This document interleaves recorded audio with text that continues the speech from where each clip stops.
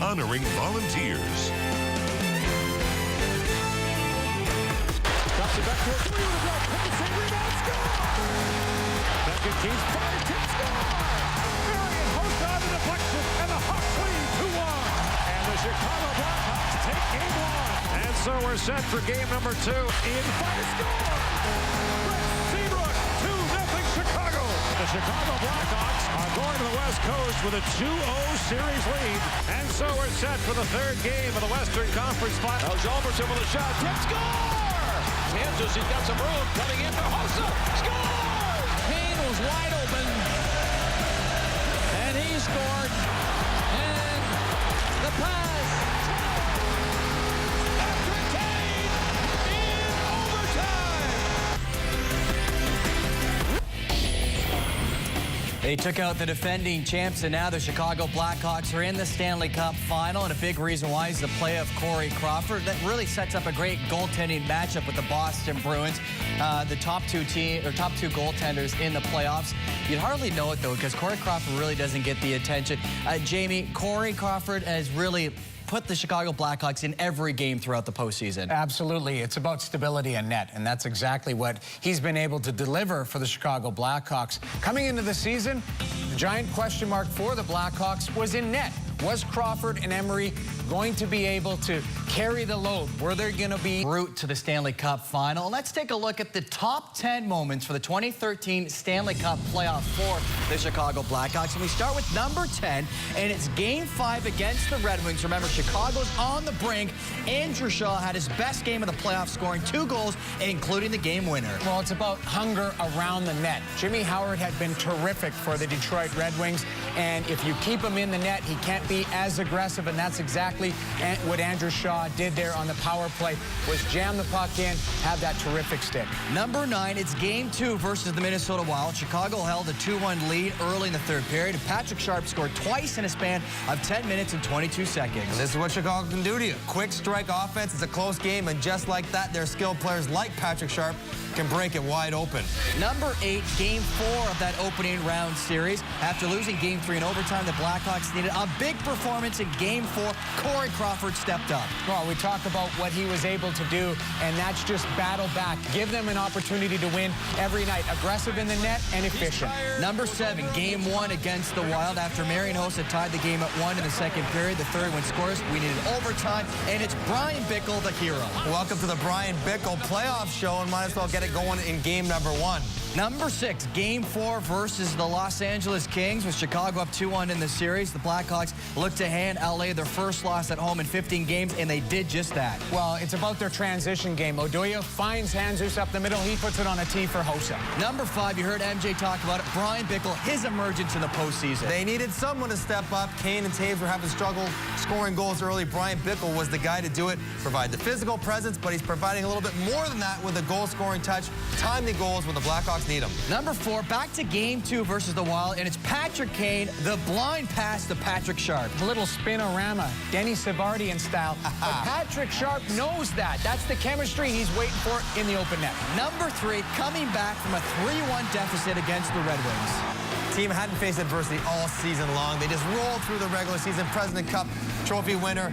Thought they were going to bow out to the Red Wings, but they showed some resiliency, showed their character, dug in, and found a way to get it done against a very good team to take that series in 7 games.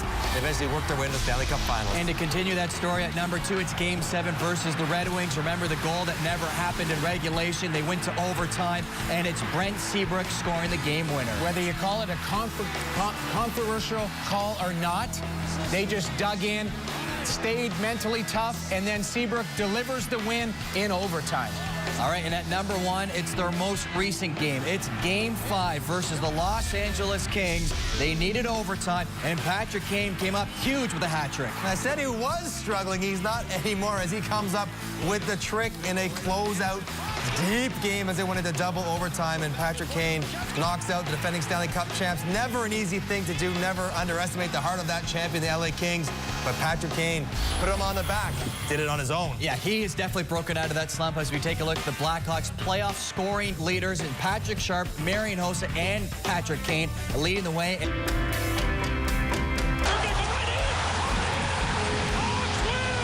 Brian Back to Kane. Moves it to the backhand. Turns it off the Sharp for an open net goal. Sharp just starts pointing to Patrick Kane. He did it. He did it. Rebound Sharp. He scores! Patrick Sharp gets his 5th goal of the series in 5 games. And the game is over, and the Detroit Red Wings have taken a lead of 3 games to 1 in the Western Conference semifinals. Taken to the outside. Taves in front. Scramble. Score! The Blackhawks have broken the tie. There'll be a 7th game coming up in Chicago. Seabrook goes the Red Wing line to the score! Hawks win! Hawks win! Tell the Cup champs the Blackhawks are waiting for them. Nickel back on it. He finds Keith. Duncan Keith fired. Tip score! Marion post on the deflection, and the Hawks win 2-1. Williams, Bickle right on him, and Bonds goal! Hayes has it. 2-on-1 break for the win. Over the King line, left wing to Kane. He scores! The Hawks are going to the Stanley Cup final. The Blackhawks have dethroned the defending Stanley Cup champion, the LA Kings. The Kings are royalty no more. A dramatic road to the Stanley Cup final for the Chicago Blackhawks. And general manager Stan Bowman. Is that you're just trying to establish matchups, taking into consideration the Chara factor, and what Boston's top 2 lines look like as well? It could be, and it's balance, and something we'll look at. Sometimes that can evolve over a course of a series, and but that might be one of the reasons.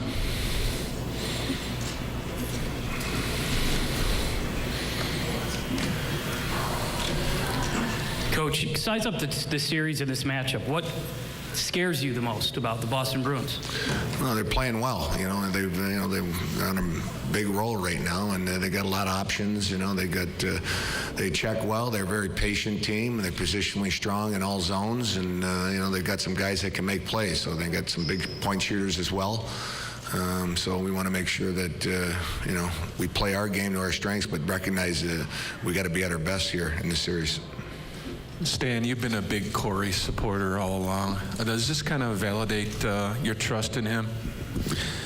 Well, Corey's been fantastic all season long, and I think we talked about it, starting the year. A lot of people had questions on Corey, but he's really been progressing every year. He's a guy that we've had in our organization since we drafted him.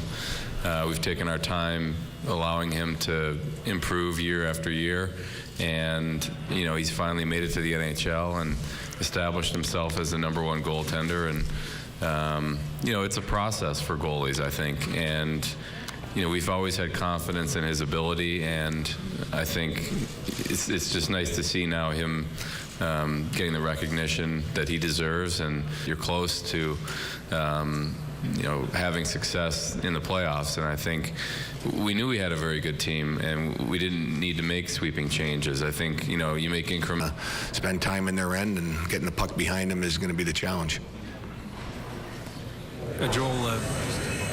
Stan Bowman, Joel Quenneville at the podium. And when we come back with our 2013 coverage of Stanley Cup Final Media Day, we will hear from the Hawks players as they all have just sat down at their individual podiums. Much more to come right after this.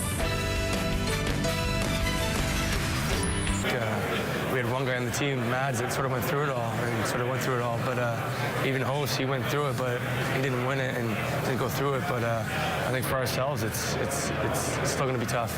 Having gone through it, does it help you prepare at least for some of this stuff, the media day, for the tickets, for the family flying in and out, just dealing with all the other extra stuff beyond the game? Oh, for sure it is. I think the experience comes along with it. I think helping out the younger guys, seeing what goes on, and letting them know what the feel is. So I think we've helped them out a good way, but it is an experience.